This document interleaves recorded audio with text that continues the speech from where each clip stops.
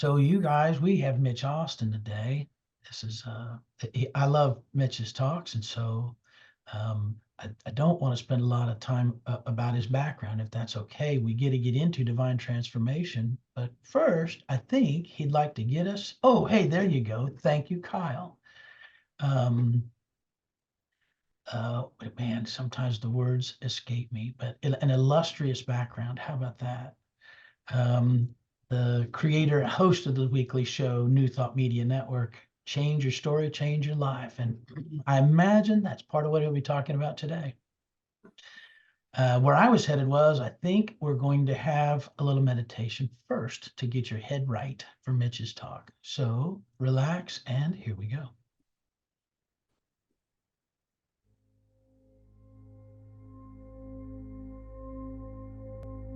Let's just take a collective breath in and let it out. Another deep cleansing breath in. Exhale, just let go of everything that's come before this moment.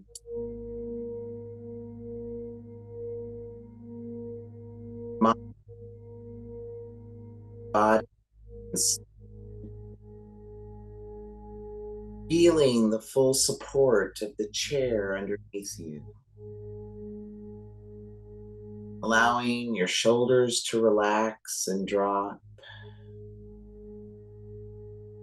with every breath, becoming more present in the only time there ever is, this eternal now. Here, now. Nothing else to do or be. Is simply present with the presence within you and all around you. Here now in the universe, the one song, one verse song. Every breath going, feeling the cool of the air in and the warmth of the air out.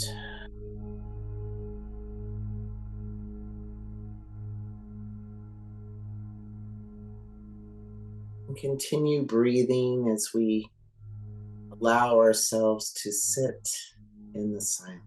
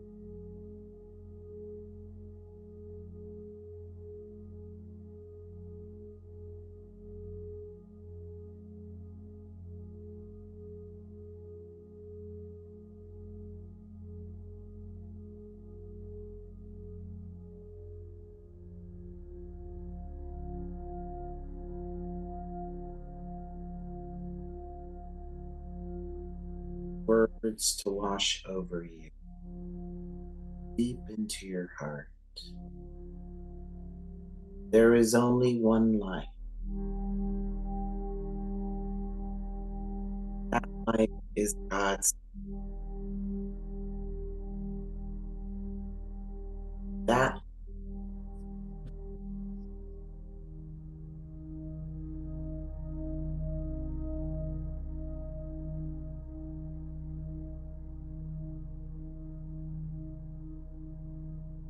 only one.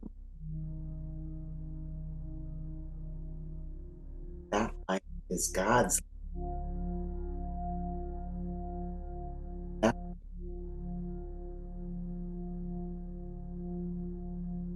joy, perfect abundance.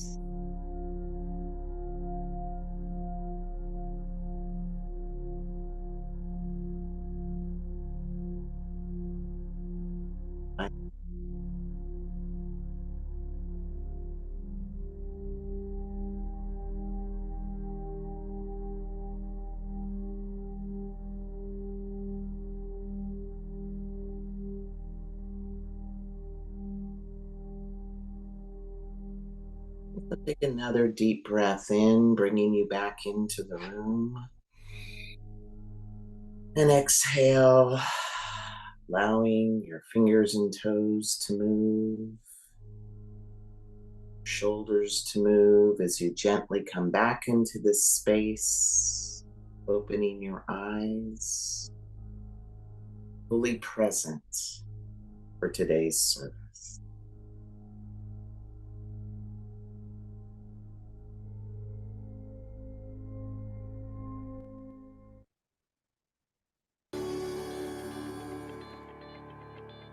Woo! Yeah. All right, everybody. Good to see everyone. Hello. Oh, blessed be. So grateful to be here this morning. Yes, so many places we could be that aren't this great. Right here. So thank you for welcoming me back. I'm so grateful for CFUO and all the love and support you've given me. I've been speaking here almost 2 years now.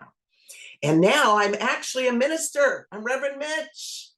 Yay, I know that happened back in October, brand new baby minted minister. I heard that when a minister gets their stole, an angel gets their wings. I don't know. That's what I heard. That's what I heard. So today's talk, we're going to talk about divine calls and transformation. And we're going to start with divine calls. That'll be part 1. And then next Sunday, we're going to move into divine transformation. And they both go together. And I wanted to say that, divine calls, they come in all different kinds of packages. And we're going to break that down and how to get past the mind and some of the other conversations we have going on within us. It's not like, you remember when there was caller ID? Remember when before caller ID, the phone would just ring. Like you didn't know. Like, is somebody going to sell you magazine subscriptions? Like you just didn't, and now it's like your phone, you just know, or you don't know. And you roll the dice, you see the number and you take a chance. But we're going to talk about how to get clear when we have a divine or soul calling. Who would like to have some clarity around that, right? If it's just my head, right? Or is it something coming from a higher source, that higher plane of the divine mind? And there are 3 types of conversations we're going to talk about. We're going to talk about this one, the one that happens between our ears, our head conversation. We're going to talk about what comes from our heart, our emotional being. And then we're going to talk about divine callings or soul callings. So the first one, the one that happens up here, is driven by our rational thinking mind. It's the logical, practical. It draws the pros and cons. If anybody ever been in a relationship and you're like deciding to stay and you do a pros cons list for something that's, heart-centered. Uh-oh, you can't see me. That's not good. Maybe we can get me back up on the screen here, Kyle. Can everyone? I can see you. Okay, so some people can see me, some can't. All right. So, hopefully you can hear me. So this voice in the head is the voice of the ego, right? That part of us that believes we are what we have, what we do, what others think of us. If you took my Taming Your Inner Critic, you might remember I talked about that voice, right? That wants to judge us, keep us in line, all those kinds of things. So that head voice is loud, it's splashy, it's pushy, right? Everybody know that voice? Yeah. And it has a lane, right? It has a lane. And I always like to use the example that I have these comfortable ripped jeans that I would love to wear everywhere. But if I go for an interview, I want that voice to pop in and say, look, do you want the job? You should probably, wear nice slacks, right? It helps me navigate the world. And that's a good thing. But not when it gets into other lanes of our life. And we'll talk about that in a second. So the second voice I want to talk about is more of a feeling, a pull that we have in our emotional being, that language of the heart, right? That's expressed by our passions, our excitement, our sense of desire, or even fear or worry or anxiety. It's the emotional mind of the heart that will talk to us. It's the one that feels watery, and we just have a feeling tone that comes through us. It's also that part of us that will make us go against our head sometimes, right? It's the part of us that maybe co-signs a loan for our adult children, even though our head says, maybe I shouldn't do that, right? But our heart goes, oh, I want to help, right? It's that language of the heart. And it has a lane for our emotional life and our sense of how we're going to connect and express and feel love in the world. So that's the language of the heart. And then there's the language of the soul. And that language of the soul transcends logic. It isn't logical. And it moves past our emotions. It doesn't care if we're fearful or worried or anxious. It's just this deeper level of call. And when it comes in, there's a profound sense of meaning, fulfillment, alignment, a true sense of self. And it tends to be that little whispery, light and fast, quick thing. Anybody have that small, still voice drop in, right? And it just says, do this, or what about that? And then we argue with it, don't we? We go, really? You ever wonder who you're arguing with when you argue with that voice? I'm dating now. Woohoo! I have a wonderful girlfriend, and we almost didn't connect. But we met at the Asilomar conference back in August, and after the conference, we hadn't exchanged numbers or anything, but we were Facebook friends, I guess, for 2 years. And she decided, something told her, why don't you just text him? When you come up to Eureka, let's do lunch. And she doesn't ever do that. She never does that, ever. But she did that, and it started a wonderful conversation. And now we've been dating for 3 months. But what if she hadn't listened to that small, quick, fast voice? We might have missed out on each other. And here's the thing about our soul calls, our divine calls. You can either answer them and move with this tide of transformation, change, and movement, or you can be dragged. Your choice, right? Because it is leading you down your unfoldment, because everything changes. And we can move with that change gracefully, faithfully, even with our knees knocking. We can move with it, or we can resist it and continue to feel things falling apart with our plan. You know, the one you made up here? Anybody ever hear, we plan and God laughs? It's kind of a true story, right? And here's an example when we apply these 3 conversations that tend to go on within us. Anybody want to write a book? Anybody? Any book writers? Few people? There's always somebody I want to write a book, right? I'm in the process of writing a book. And here's what our head will say when we come in with that pull or that inclination or that assignment to write a book. Our head will say, well, who are you to write a book? There are too many writers in the world already. What are the odds it'll even get published or anyone will read it, right? Our mind, the logic mind, tries to talk us out of it, right? Because it's just trying to keep us safe. That's what our mind tries to do. And then our heart's going to start with the excitement. I need to do this. We feel this excitement. We feel this passion. But then we might feel some vulnerability or fear. And now our feeling body is creating resistance because it wants to keep us safe and happy. But the soul call is pulling at us. It doesn't go away. So that's a hallmark sign. You know you're having a divine call when it just keeps coming back and back and back. Anybody got some divine assignments that keep coming back? It doesn't go away. Keeps knocking, right? And then you find yourself doing things like researching your book topic, or maybe looking up editors or blogs on the subject, or taking a writing class. So then we start doing everything but the thing, right? Because we just can't let it go.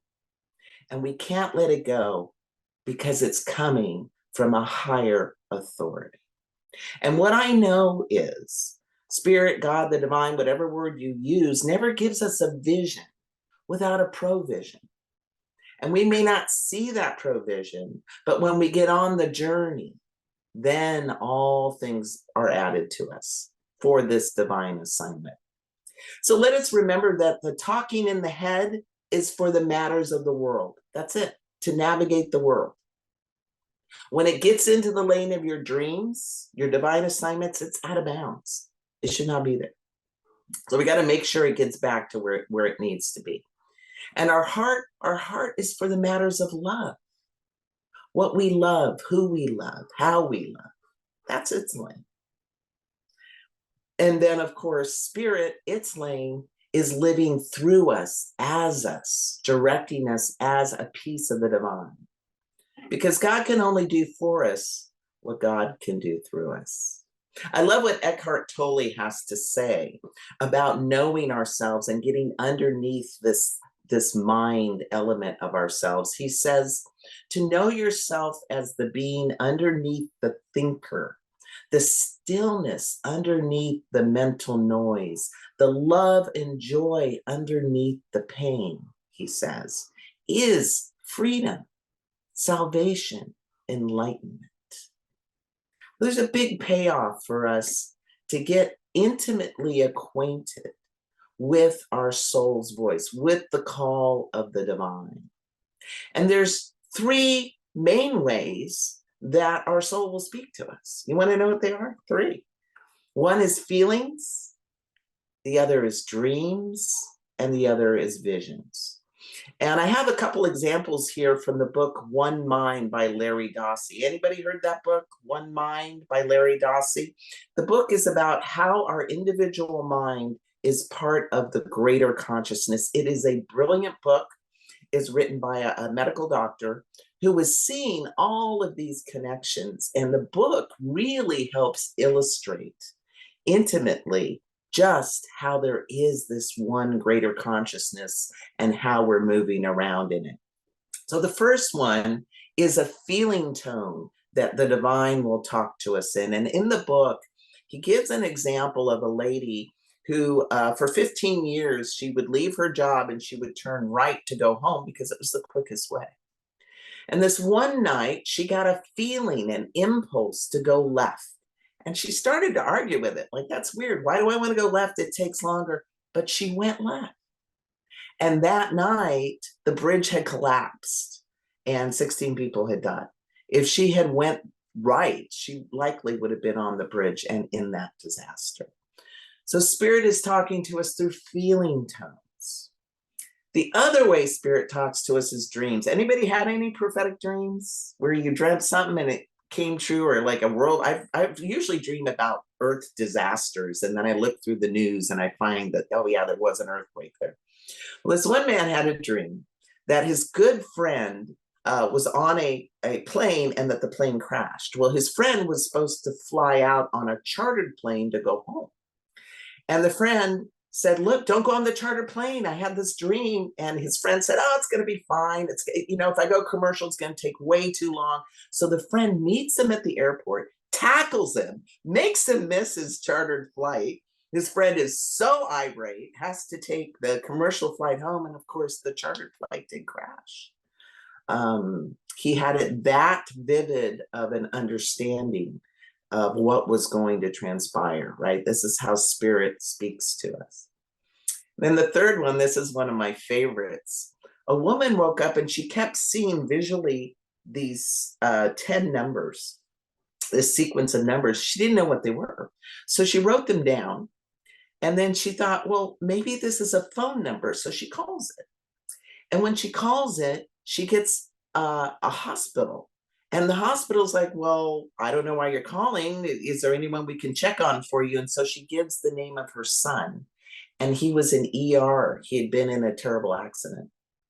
And yet he made a full recovery. But this is spirit talking to us, always talking to us in very unusual ways that we need to pay attention to. So if something unusual shows up and you're like, what are these numbers? Or what is this dream? Or what is this feeling? That's the divine calling to you. And, we think about, I don't know what they say, 12,000, 60,000 thoughts a day. There's different numbers out there. But if you think the same thoughts, you'll vibrate the same vibrations and you'll have the same results, right? And this is the beautiful thing about listening to the calls of our soul, is that it gets us beyond the edges of everyday consciousness, beyond our mind, giving us the ability to have a new thought, to have a new perspective. And there are 3 soul callings, 3 divine messages that we get that I'm going to focus on today. The first is our spiritual callings to awaken to a new reality we might be missing. Because we miss things, right? We all have blind spots. And sometimes we need to see something so we can get to higher ground. So that's our spiritual calling to awaken. The second one I'm going to focus on is our spiritual call for creative callings, for creations, for creativity that we are, things we're to birth into the world. Because again, God can only do for us what God can do through us. We are each a channel of divine expression. And then the third is our divine soul call for healing, to be a healer, to heal and be healed. Every healing we experience is our divine assignment to heal that in the world. And when we do heal ourselves, we are now that new higher vibration of energy in the world. So I want to start with spiritual callings to awakenings. And the hallmark of this type of soul call is the dark night of the soul. When we enter in the dark night of the soul, when we've reached a place where we no longer know what to do or how to be or how to move or where the light even is. And it's in this fertile darkness that we're being positioned for an awakening. And when it comes in through this soul call. I love the story of Byron Katie. Any Byron Katie fans? Love her, love her. And if you know a little bit about her story, she suffered from severe depression. She would stay in her room for weeks on end with the lights off. She didn't even think she deserved to sleep in the bed. She'd sleep on the floor because her mind was just eating her alive, telling her how she wasn't worthy, how worthless she was, how she didn't deserve any kindness. And then one day, she had a new thought. She had a divine call that said, what if what she's thinking isn't true? What if it isn't true? Is what I'm thinking really, really, really true?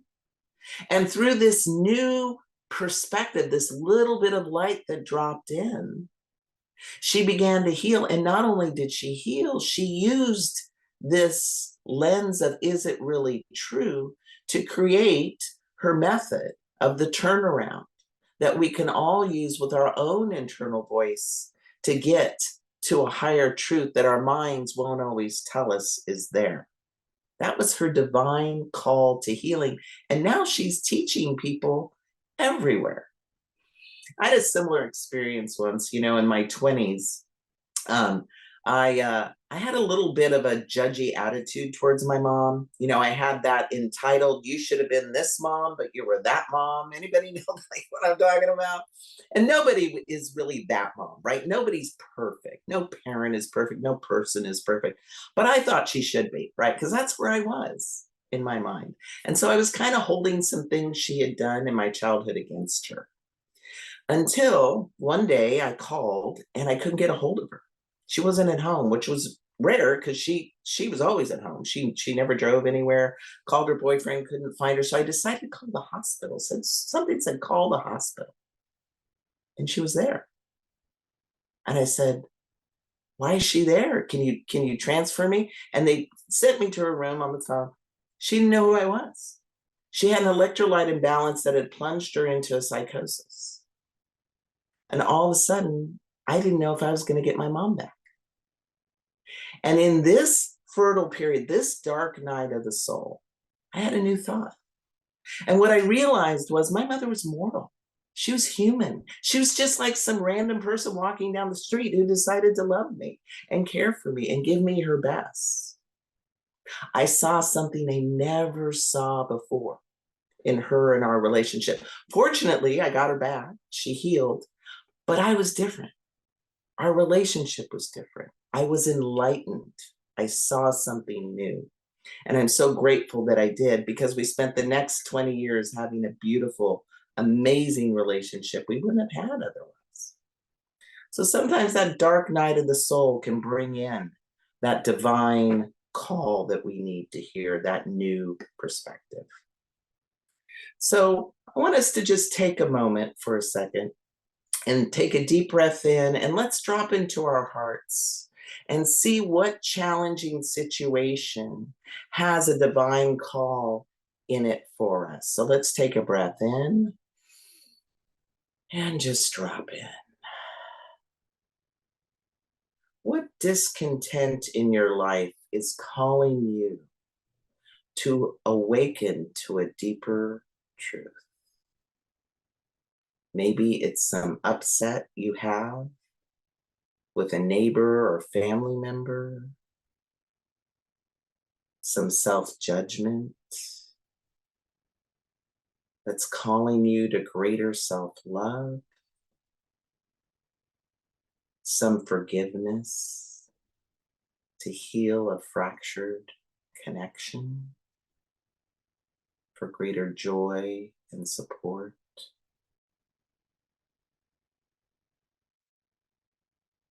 What's your soul's call to deeper awakening underneath the busyness of the mind?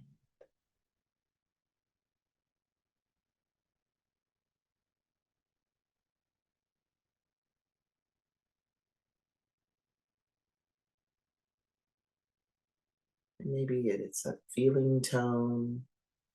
Maybe it's some words that come up.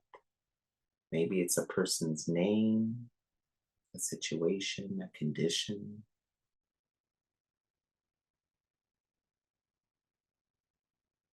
And whatever's come up for you, just know that that's your divine assignment, where you're being led, where you're being pulled towards. Answer it. Start to explore it. And now I just invite you back into the room, fully back into the room, here now. Now let's talk about creative callings. Creative callings, their hallmark is there's that unending pull. That book title keeps coming back, or that call to volunteer, to do something new, to maybe create a garden, or maybe to clean up the garage and organize it, to create it, have it be a new workspace, whatever that creative calling is. You know, the Wright brothers had a creative calling. Everyone knows the Wright brothers, but they don't know his competition, who was much better funded than the Wright brothers. He had all kinds of media attention, money being thrown at him. He was a scientist, I forget his name now, because nobody remembers it, because he didn't invent flight. He didn't have the same passion. He had a love of the spotlight and the money that was coming towards him, but he didn't have the passion or the pull that the Wright brothers did, right? They're just out in the field, out there building stuff, crashing. I'm sure at some point their friends say, you know, should we stop this? I mean, something bad could happen, right? Like at some point, but they couldn't. They couldn't stop, because it was their divine pull, their call, their assignment to take it to another level. See, they were given the provision because they were given the call. They were given the vision. And they kept going. They didn't stop. So when we get this divine pull, this call, this vision for something, we need to keep answering it. And it's going to take us on an adventure. I mean, honestly, let's say the Wright brothers got the vision, and the first try they invented flight. It wouldn't have been much of anything, right? We need a little of the unfolding and the challenge and the dips and the valleys and the adventure of the story to make it something beautiful and wonderful in our lives as we take on this divine adventure, really is what it is. And some of you might know I do Change Your Story, Change Your Life on New Thought Media Network. And that was actually born out of a divine call, Rise and Speak, which is a class I do for 7 weeks. And I help people take their life story, or what I call their mess, and make it a message and then perform it live. And it took me 6 years to do that class. 6 years, because I kept going, I don't want to do that. I don't know how. It's going to be scary. Nobody will want to take it like this. I was stuck up here. And you know what actually got me to do the class? It's funny. It's nothing like, it's not as exciting as people would think, or as spiritual, but I needed money for ministerial class. And I thought, oh, I'll do this class. I thought I'll do this class. People will like it. And I didn't know how to do it, but I knew it was mine to do. And so I asked the minister, I said, can I do this class? And she's like, sure. So I put out a flyer and I didn't do anything else. Nothing, because I was afraid. And then the Sunday before the class was going to start, I stopped the minister and I thought she was going to say no. I said, oh, can I do an announcement on my class during service? And she says, sure. Find whoever is doing announcements. And I had nothing. I'm like, oh, I gotta write something. I gotta sound good. I'm gonna ask people to speak. I got up there and I don't know what I said, but afterwards, the class filled up that day because it was my divine assignment. See, fully supported. And we can do these things scared. We can do them unelegantly, but do them because it creates that flow. That energy, those resources start to come to us. So let's just take another quick breath in and let it out. Let's see what divine callings have been knocking at your door. What project keeps coming up for you? Where are you feeling a constant pull for your creative calling? Maybe it's to write poetry. Maybe it's to provide service to CFUO. Maybe it's even just to invite a friend to lunch and talk about a common subject or hobby you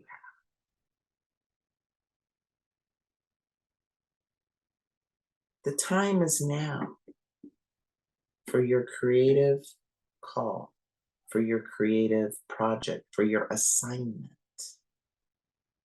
to be a piece of the divine in the world, as only you can do. Only you can bring the voice to your book, to your poetry. Only you can bring the hands to your garden, to your woodworking. Only you can bring your presence to the spaces and places you are called to. What is yours to do?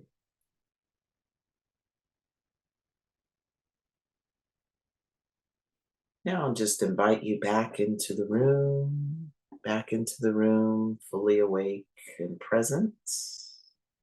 I love what C.R. Lamont says.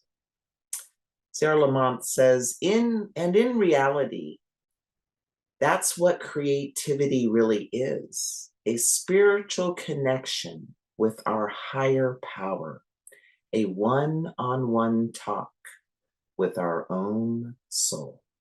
I love that. A one-on-one talk with our own soul. And then the last calling I want to talk about is healing callings. We're called to heal and be a healer. And the hallmark of this call is that there's an overcoming to be had, either mentally, emotionally, or physically. We're being called to heal, and then be that example of healing on the planet. I love the story of Bill Wilson. He has a metaphysical connection. Bill Wilson was the founder of Alcoholics Anonymous. And he was called to meet with another friend and see if together they could stop drinking. And at that time, they didn't have the term alcoholics. People were bums or drunks. They were literally leaning into each other because he had a thought. He had a call. What if I just met with one other person and we supported each other to stop drinking? And then that call led to more resources and support and other people joining. And some of you may or may not know this, but Emmett Fox was very instrumental in his work that supported the AA movement, and now many recovery movements all over the world. That small pull, that small start to heal ended up healing so many others. I love the story of, everybody know Toy for Tots? Toy for Tots. Well, there was a woman, she was retired, and she noticed that some kids weren't getting toys. And she thought, well, what if I just like get my friends and we'll just all get some toys together and we'll find some kids that need toys. And she started just that little project. And now we know it, we all know it. We've all heard it. So the biggest things have the smallest beginnings.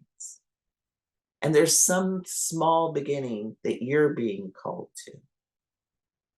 I love what Brene Brown says. She says, one day you will tell the story of how you overcame what you went through, and it will be someone else's survival guide. So let's do one more internal reflection. Let's take a breath in and let it out. What is Spirit calling you to heal? What overcoming or sacred wounds have you experienced? And how are you being called to heal that? Maybe it's time to go to therapy. Maybe it's time to address your debt problems and become debt-free. Maybe it's time to let go of your addiction to flour and sugar. Maybe it's time to come back to self-love, overcome judgment and shame. What is your divine healing, the call that you're being called to? And what is the smallest step you can take towards it?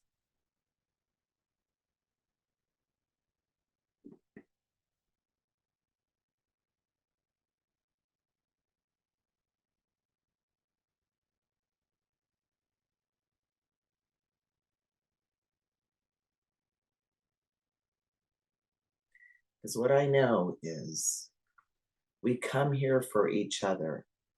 And as Ram Dass says, we are all just walking each other home. So I invite you back now into the room. And let us remember that our mind is for navigating the world, the norms and the rules of the world, so our intention can be translated. That's it. It doesn't belong in the lane of your dreams, of your divine healing, of your creative calling, of your awakening. And that our heart is for navigating matters of love.